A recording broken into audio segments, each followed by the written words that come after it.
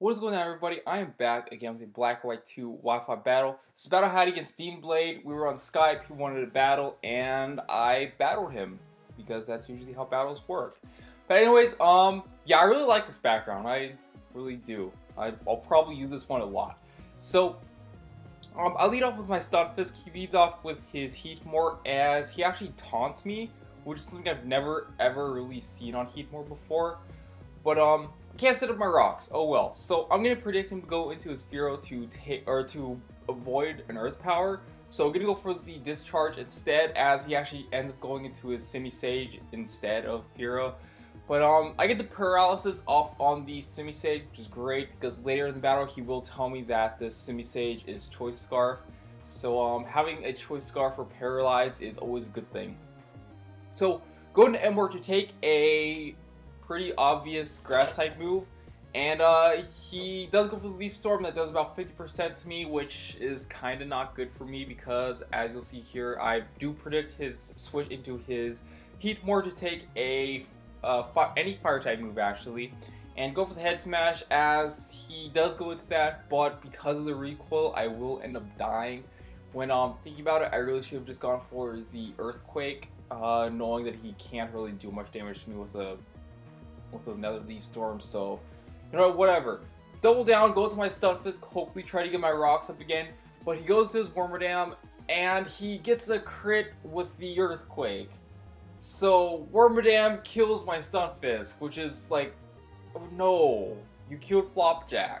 Vengeance shall be made, I guess. So, I'm gonna go to Meganium now, being my physical wall. I know I can take a Bug Bite from this thing, because Wormadam-G, I think it only has like 70 base attack, and Meganium, being as bulky as it is, can take those hits all day. Because as you saw there, that Bug Bite does about 30%. And after Leftovers, I pretty much almost recovered almost half of what he did to me. So I figured, you know what, I'm going to go for the Leech Seed because I can at least get half, or at least get half of the damage that he deals to me back, which would really help Meganium stay alive. But he actually goes to his Fearow, and since he crit my Stunfisk earlier with the Earthquake, I really don't have a safe switch into his Fearow, so getting to have to go into my next bulkiest thing that I want to take a Drill Peck, and that happens to be my Bayheem, as yeah, Drill Peck is about 50% to me, and after Leftovers and Leech Seed, I will be able to take another Drill Peck and pretty much kill him off with a Psychic.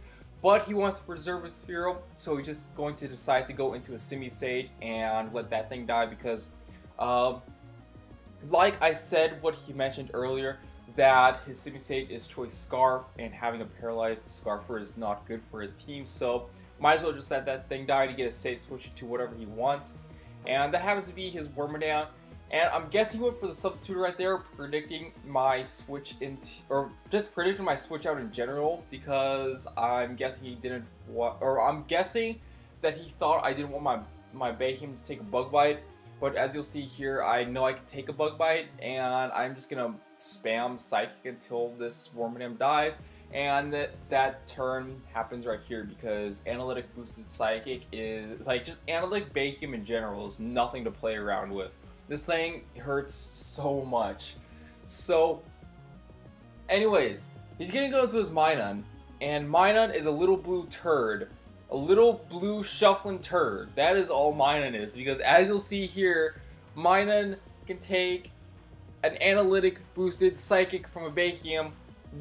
Like, Analytic Boosted Psychic from Bayheem doesn't even do 50% to this Minun.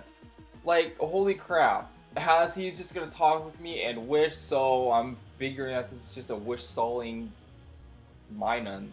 So yeah. Anyways, something stuck to my foot. Okay. So, anyways, yeah, so just kind of boring stally stuff right here. I really should have sped this part up just to help cut out some time in the video, but I didn't. But what is some random things I could talk about? I don't know actually. I don't know what I could randomly talk about. I am going to try to record the next part to my Volt White Nuzlocke. later today. And hopefully, I don't know, I'll record that as soon as I stop being lazy. But I don't know what else to talk about. The background, I really like this background. I think I already mentioned at the beginning of the battle, but I forgot since this is like the 4th time I've tried narrating this.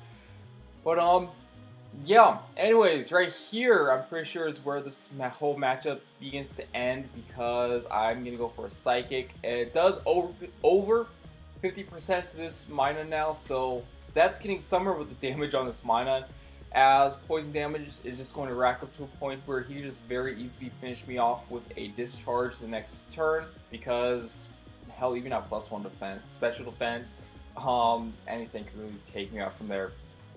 So, yeah, Minun finishes me off, which is alright, as he's going, no, I'm gonna go into my Absol now, and just go for the Night Slash, just to clean out this Minun. So, yeah, Minun is dead, and finally that thing is dead. That's another annoyance out of the way. Well, one annoyance anyways. So, speaking of another annoyance, here is this Relicanth, and I'm gonna go for a substitute, predicting like the Toxic or something like that, because I don't know what this Relicanth's gonna do to me, but he also goes for a substitute, and I'm not liking this, so I'm gonna go for a Night Slash. I do have Superpower, but I don't want to go for that because I don't want the attack drop, or I just don't want the attack and defense drop, and I don't want to be forced to switch out. I just went for the Night Slash, hoping that maybe I could take out his substitute, thinking that maybe he's like a sub-rock polish kind of set, maybe, because that just seems like something he would want to run.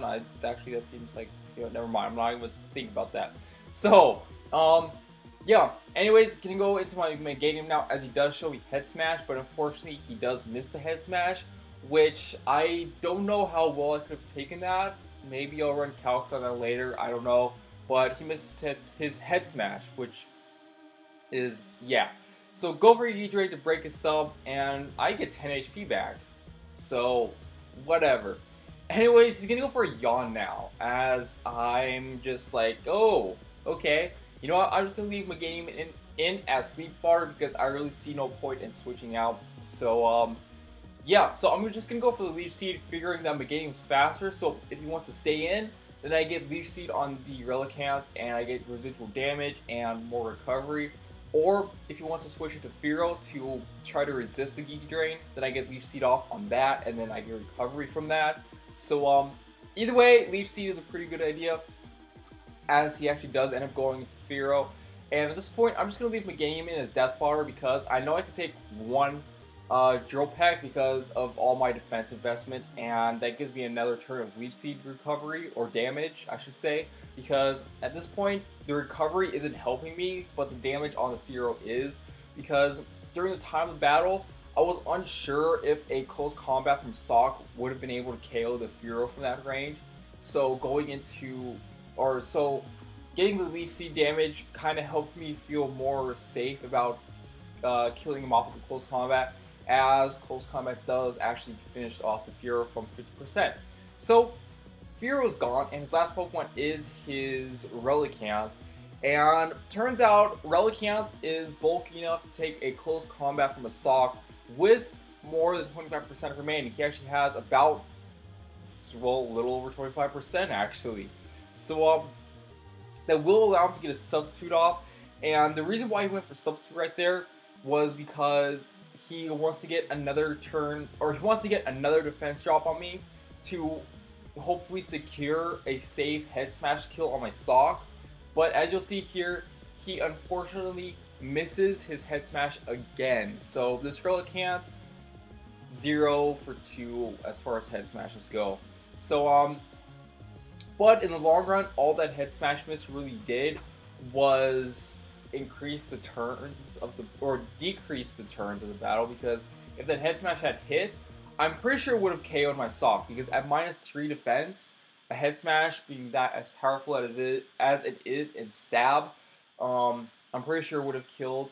But like I said earlier, I do have Superpower on my Absol, and I'm pretty sure a Superpower would have been able to finish off the Relicanth from that range.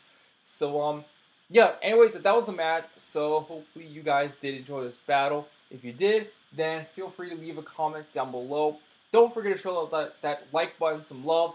And if you are not subscribed to me already and would like to do so to see more battles like this, then feel free to click that subscribe button right above. So anyways, with that stuff being said, thanks for watching and peace.